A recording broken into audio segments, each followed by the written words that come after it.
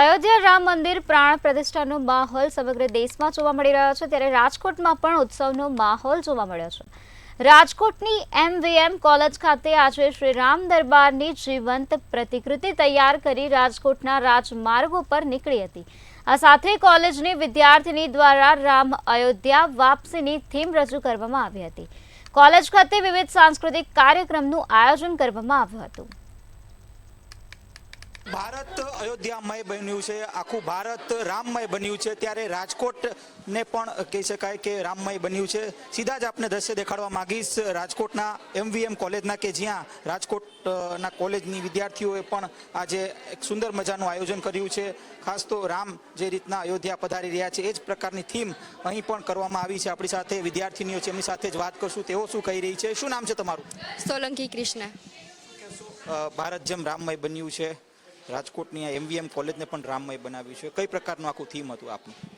અમારું આજનું થીમ હતું રામ ભગવાન જ્યારે અયોધ્યામાં પધારે એ રીતે જે રીતે સ્વાગત કરે છે એ જ રીતે આજે અમારી કોલેજે, ધારો કે MVM કોલેજે રામ ભગવાનનું ખૂબ સરસ રીતે સ્વાગત કરેલું છે। કેટલો સમય લાગ્યો આખું આ થીમ બનાવવામાં? શું નામ?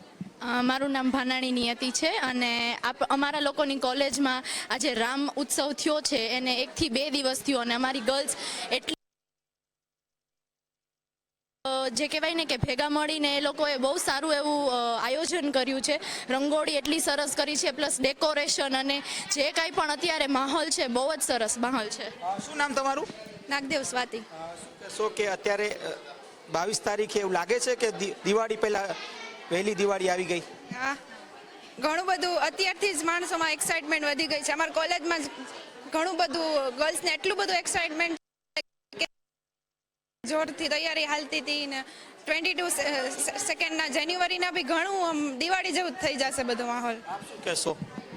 અરે બહુ વાછાણી ક્રિશા છે મારું નામ। બહુ જ સરસ ડેકોરેશન કર્યું, 2 દિવસથી બધા પ્રિપેરમાં હતા, બધાએ ડાન્સ ખૂબ જ સરસ કર્યો, એન્ટ્રી એવી મસ્તની, અયોધ્યામાં જે જ રીતનું બધું કર્યું અહીંયા।